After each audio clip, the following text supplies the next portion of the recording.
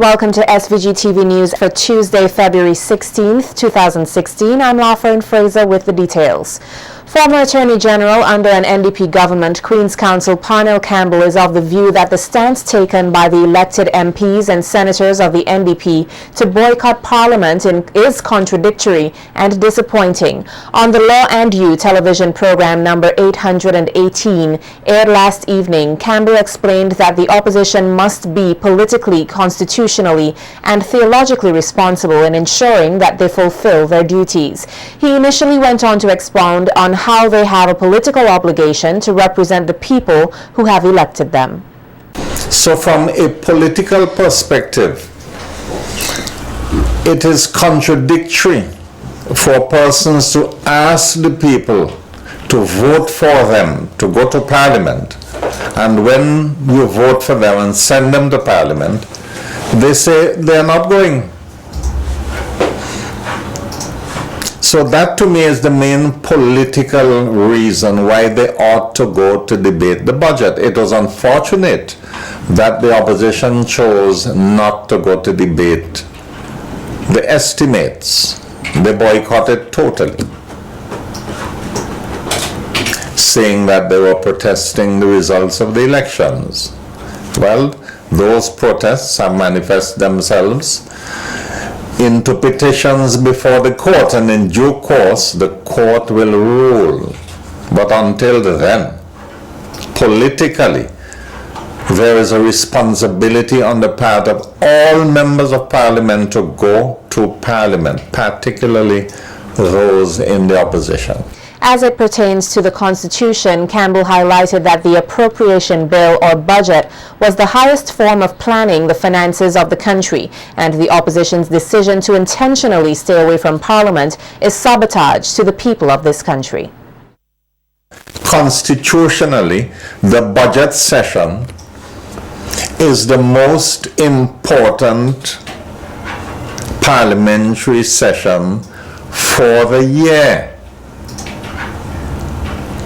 And because it is the most important session, those who are elected to Parliament, whether on the government side or the opposition side, have a constitutional duty to go and speak on the budget, or at least to vote on the budget,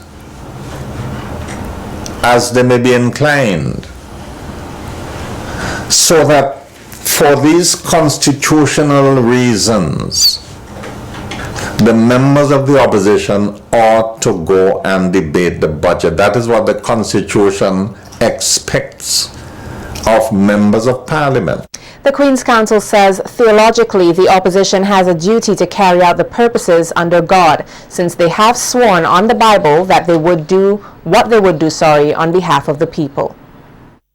What do I mean by the theological reason? Well, all members of Parliament promise God that they would serve in Parliament, and they promise God by taking an oath on the Bible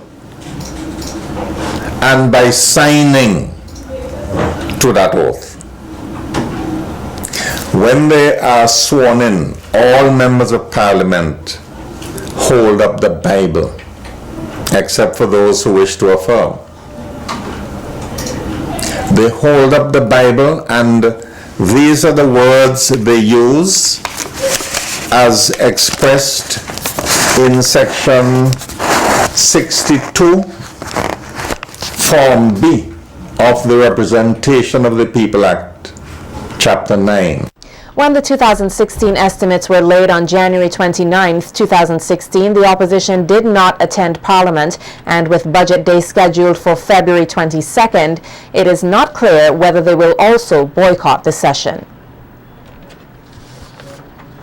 Prime Minister Dr. Ralph Gonsalves says the collective agreement with the teachers' union was aspirational. He was commenting on Radio Today on the ruling of the High Court, which struck out a claim brought against the Public Service Commission and the Attorney General by 3 teachers with regard to their reinstatement to their post after unsuccessfully contesting general elections on behalf of the New Democratic Party. According to the Prime Minister, from the beginning, there was a constitutional hurdle with regard to what is in the law books of this country and what was agreed upon. But you remember when this matter came up, I said simply that the provision in the agreement was aspirational.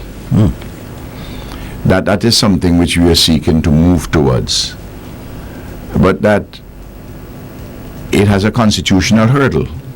Okay. And that constitutional hurdle has to be addressed. Fair enough.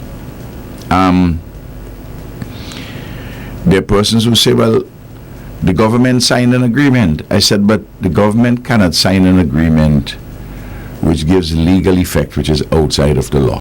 The Minister of Legal Affairs also pointed out that persons who are civil servants cannot be elected into government. First of all, in order to run, you can't be a public servant. That is a disqualification. The Constitution says so. That's a fact, yes. The very declaration which you sign when you are being nominated, you have to indicate on the form whether you're a public servant or not. That's one of the things you have to indicate. Okay. If on the form you indicate that you're a public servant, on the face of it, the returning officer will say, well, you have declared that you're a public servant. The law is you can't be a public servant and be nominated. Therefore, I can't accept your nomination papers. Dr. Gonsalves further noted that it is the Public Service Commission and not the government which can employ people. The second issue is that the employment or re-employment of public servants is a matter for the Public Service Commission. Okay. So that the government itself cannot agree to your employment. The very agreement which was signed, it said that this agreement is signed subject to the laws, the Constitution and laws of St. Vincent and Grenadines. You didn't have to say it because any agreement is void if it contravenes the Constitution or the laws of St. Vincent and the Grenadines. With an aim to lead a church of missionaries which involves all of the people, Bishop-elect of the Roman Catholic Diocese of St. Vincent and the Grenadines, Father Gerard County, at a media conference earlier today expressed his elation in being chosen to occupy such a distinctive role. Set to assume official duties after his ordination, which will be held this Saturday at the SVG Community College from 10 a.m., Father County thanked the Vincentian congregation and public for a warm welcome and said that he's looking forward to commencing his tenure here. Referring to a call made by Pope Francis, Father County says that it is his belief that one must go out, announce, and live the good news of God. I feel very at home, and I'm in this process of learning. St. Vincent is a process I did 19 years ago when I went to Mexico. You knew you have to have a time of learning and understanding, reading before. I think it's just a respectful process that you have to go through. Of course, as a bishop, my first collaborators are my priests. I had a very warm welcome also by all the priests, all the clergy here, priests and deacons. Also very moved or follow Pope Francis, where he's asking the church to go on the peripheries, to include all, to work with the poor, all sectors of society. People who are on the fringes of society. That is where we have to be also. And my ministry will be including all people of God, all people, all human beings. I think that is very important and very close with the people. Highlighting that he has to grow accustomed to his new surroundings, customs, culture, and society, Father County noted that he is excited to learn from the people as much as he is prepared to teach, especially in his work with the youth. My ministry in Mexico and so forth, and here also, among other things, I work very close with young people. I think my parish priest discovered that gift, and I continue that the priests, having that charisma to work with young people. And as a parish priest, I always involve the young people in the parish. And I don't think that will change in my role here as a bishop, that young people must be involved. I see the church as being a family where you need the older people, the mature people, but also the young people. And every group, every stage of life, young and old, will have a say and a participation in the church. And I'm looking forward to that, working with young people and also working with everybody else in the church. Speaking on the importance of having a bishop assigned to the church, Father Andrew Roache notes that the process of electing a new bishop is a part of the church's aim to have an effective ministry. The whole idea is that we want to provide a better pastoral care for our people, and in a way to do that in a more efficacious way is really for us to have our own bishops, so the church can be more present to its people, really, in its own geographical area, really. Because in fact, the diocese really, for us, really, is that portion of church, really, in terms of where it is located in a particular geographical area with a bishop, really. And if we have to minister effectively to our people, then it's important that the bishop himself be present with us and work among us, really.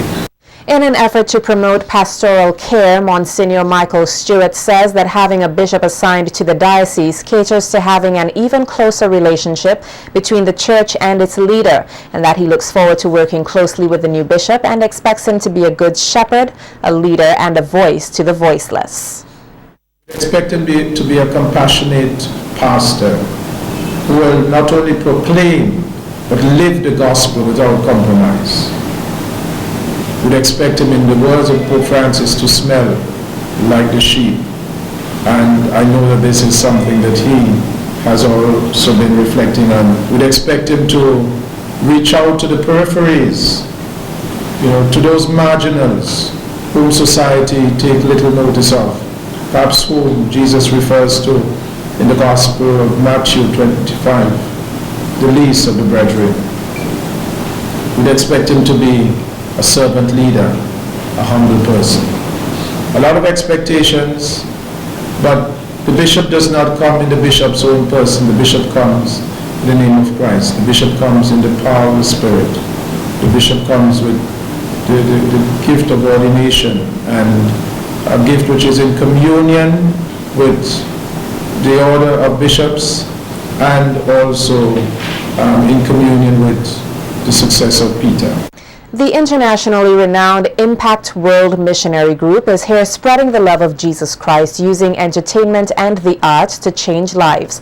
The group, which was started by American Mark Anderson in the 1990s, has traveled around the world but is now here in the Caribbean for the first time, with its very first stop being St. Vincent and the Grenadines. The Impact World team is performing tonight at the Newgrounds playing field and will be at the Stubbs playing field tomorrow, Wednesday 17th, and on Thursday 18th February. They will continue with their tour throughout the nation and will climax with 3 events at the Victoria Park from February 26th to 28th. All shows are free. Coordinator Gerard McGill says their performances have been seen around the world by over 4 million people. McGill says they're pleased to bring this level of entertainment by groups such as Global Expressions, Island Breeze, and Team Extreme. Really make an impact in the next generation that are so troubled and with drugs and all these different things, and to be able to use it to be able to bring benefit where so often it's even being used to make things worse. And so since then we've traveled the world, we've done these tours in Korea and Brazil and Canada, US, Australia, New Zealand, India, many other countries all over the place. We've seen around 4 million people have seen the show over the years since the 90s, and we've had just great success. It's been a wonderful time, and we're invited the last several years to come to the Caribbean, and we have projects going on all over the place, but we felt that this was the right time to come, and we also felt that St. Vincent and the Grenadines was the right place to start. Local Deputy Chairman of the Coordinating Committee for the Caribbean leg of the tour, Fidel Taylor, says he is pleased by the support of not only the churches, but also the corporate sector. He emphasized that the concerts, which are free, are geared toward helping the youth. We are so thankful because things have been going well despite some of the challenges we have had. God has been good. We have on board Digicel as a sponsor, one of the main sponsors. The churches of St. Vincent and the Grenadines, they have come on board. Over 150 churches have come on board in a very powerful way, and they are behind the scenes supporting not only with finances but with human resources. This program is also supported by the government. They have been helping, and we really do appreciate the churches, Digicel, the government, and other business houses who have come on board because they like what we are doing. You know, it is about reaching not the Christians, not the churches. It is geared to reaching the lost, the youth who have lost their way, and drugs and crime and violence. And this is Impact Wall way of really reaching out to this generation that is slipping down a slippery slope. Two of the missionary performers, David Nam and Angelia Hans, say they are pleased to be here sharing the love of God. They also shared what inspired them as dancers to be part of the Impact World team. I wasn't good at school, I wasn't good at sports. And then one day, I watched a lot of dance movies, so I was like, I'll try it. So then I went for it, and I was like, at first I was terrible, but I really liked it, so I kept on going, and now I'm here. And just here as a full-time missionary, just trying to do good things for people. Okay. And we are a group that uses hip-hop dance, extreme sports, and other things as a platform to evangelize kind of in a relevant way to today's youth. So, we're not about, coming here and just telling people about something, but it's more of an interaction. People get to enjoy our performances, as well as we get to speak to them in a way where they're motivated and inspired to do the things that we do, because that's how we started. In more local news, the annual sub-regional managers meeting of the Pan American Health Organization, or PAHO, got underway here today at the National Insurance Services Conference Room. The meeting seeks to position the organization's technical cooperation in the best way possible to serve the region. Addressing the opening ceremony, Minister of Health Senator Luke Browne said organizations such as PAHO have made tremendous contributions to the healthcare system of SVG, which has allowed the Ministry of Health to continue to strive toward modernizing the system. Browne adds that this modernization is not simply about creating health centers, but about delivering adequate health care to the population. Modernization is a broad concept. Having said that, I'd like to make it plain that the modernization which we pursue is not just about the construction of buildings alone, or even training, or the mere conducting of studies and surveys which lead to the generation of reports. It is much more fundamentally about changing our approach to the delivery of healthcare with the times so that we remain relevant. This overarching objective, or the overarching objective, is to improve our services in order to meet our health and development goals. All this sometimes needs is a modernization of our attitude. This may precipitate a giant leap forward. We must adapt ourselves in whatever way necessary to better meet the health and not forgetting wellness needs of the population. Director of the Pan American Health Organization, Dr. Carissa Etienne, says she is delighted at the progress that SVG is making in relation to the transformation of the healthcare system to one based around primary care. She, however, is calling on the government of SVG to do more in relation to legislation in order to create what she calls a health environment.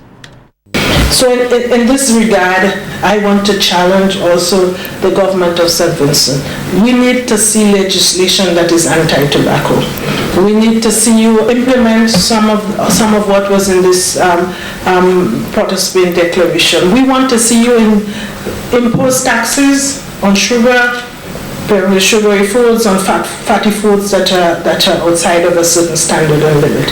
We will support you to the best of our ability. We will bring OACS together, so also you can have model legislation, and our legal counsel here will help, a model legislation, and that you can do it together. We need you to follow what Barbados and Dominica has done.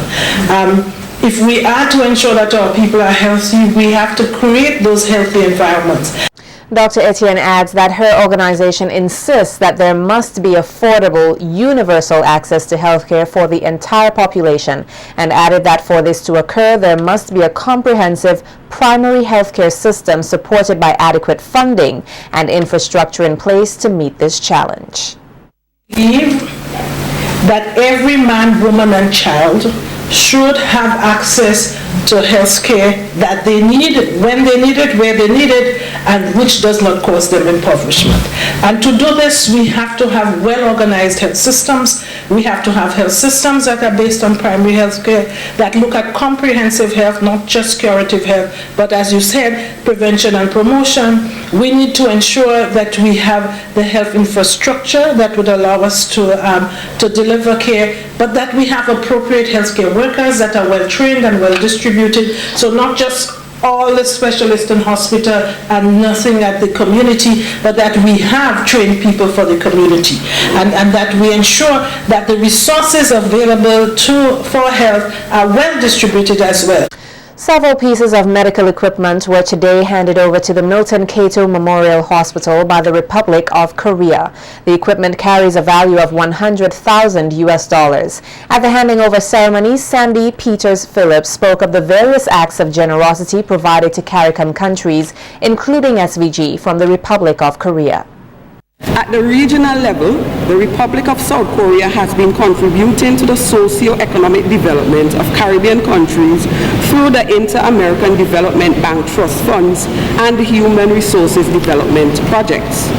While cooperation between the Republic of South Korea and the member states of CARICOM has been ongoing for many years, technical cooperation at the regional level began in 2002 and was formalized with the signing of an agreement for the establishment of a consultation and cooperation mechanism between the Caribbean community and the Republic of South Korea in 2006. In doing so, it presents an opportunity to deepen the level of mutual understanding between CARICOM and the Republic of South Korea, as well as to promote tourism, investments, and trade flows. Ambassador of the Republic of Korea, His Excellency Du Young Lee, spoke about the history of the relationship between St. Vincent and the Grenadines and Korea, noting that his country is happy to give support to SVG's goal in strengthening its healthcare system. Since 1979, when two countries established the diplomatic relations, South Korea and St. Vincent and Grenadines have been mutually nurturing, friendly, and cooperative relations. Recently, since 2012, the government of Korea has been supporting your country's endeavor to strengthen healthcare systems through the scheme of bilateral cooperation grants. Good health is an intrinsic part of sustainable development. As new adopted Sustainable Development Goals, SDGs states, human beings are at the center of concerns for sustainable development. They are entitled to a healthy and productive life in harmony with nature. As such, the goals of sustainable development cannot be achieved when there is a high prevalence of debilitating illness, and population health cannot be maintained without ecologically sustainable development. Minister of Health, Wellness and the Environment, Luke Browne, expressed gratitude for the donation and says he looks forward to future collaborations in health with the Republic of Korea, which he says will benefit SVG's healthcare system. This is a relationship that existed since the very day of our independence. So it's as if the Republic of Korea was waiting right there to hold our hand and to take us forward, and they pledge their commitment from that day one that they will help us in any way necessary. And we have seen that help in a number of instances. We have seen that help in relation to healthcare. And we are here this afternoon to celebrate that specific help. Our work in healthcare will be a lot easier as a result of the contributions of interested parties like this.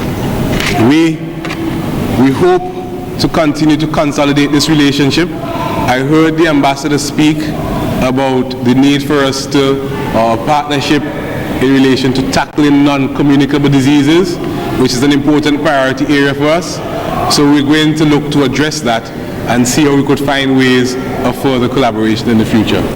The Royal St. Vincent and the Grenadines Police Force yesterday received a latent fingerprint kit from the Caribbean Forensic Services, an entity of Amalgamated Security Services based in Trinidad and Tobago. Forensic Lab Director at the Caribbean Forensic Services, Dr. Maurice Aboud, says the kit is a representation of their continued commitment to law enforcement and the fight against crime. He added that crime is a major part of every society and that the costs and effects touch just about everyone to some degree, noting that it is essential to stop criminals, thus reducing and even preventing the impacts of crime. Today, to give this kits, and each member was allowed to select a kit that was specifically a need of their island, of their country. And the Royal St. Vincent and Grenadines Police Force selected the Master Fingerprint Kit, which contains a number of latent fingerprint products for the collection and preservation of latent fingerprints found at the crime scene or throughout any other criminal investigation. So we are Amalgamated Security Services is proud to be to support the initiatives, and we aim to better foster the relationship between public and private law enforcement. And we hope that this shows our continued commitment to law enforcement and the fight against crime. And Commissioner of the SVG Police Force, Michael Charles, expressed his gratitude for the donation, which he says will be very useful in crime fighting and arresting criminals, which will help to reduce the country's crime rate even further. The Commissioner adds that he is looking forward to closer partnership with the Amalgamated Security Services. And we begin this week with another donation, a forensic kit from the Amalgamated Security Services of Trinidad and Tobago. I am indeed elated receiving this gift. Since I became Commissioner of Police and attending the Association of Commissioners of Police conference, this is when I get to know the Amalgamated Security Services. And we foster a great relationship, not only with St. Vincent and the Grenadines, but as Dr. Abdul stated, with all the police forces throughout the region. And we, St. Vincent and the Grenadines, we really in for it, and we benefited big time. Drinkers of Highroon Beer now have something special to look forward to. Earlier today, the St. Vincent Brewery Limited launched its Highroon Traveler promotion, which will see consumers receiving a Highroon passport to take part in a fun quest. Highroon Traveler is a consumer-driven program. We will be rewarding consumers for enjoying their favorite beer, Highroon. At the same time, we're encouraging Vincentians to get to know their country by traveling around the beautiful islands of St. Vincent and the Grenadines and get their passports stamped. The dynamics is simple but captivating. Persons within the legal drinking age, that is over 18, collect a unique passport, a Highroon passport, from any of our staff or from the salesmen or from the Highroon Immigration Office in Kingston and at participating outlets and other employees. With this passport, you have numbers. You can collect stamps 1 to 65. When a consumer purchases a 3 for $10, you get a stamp at the participating airports or outlets.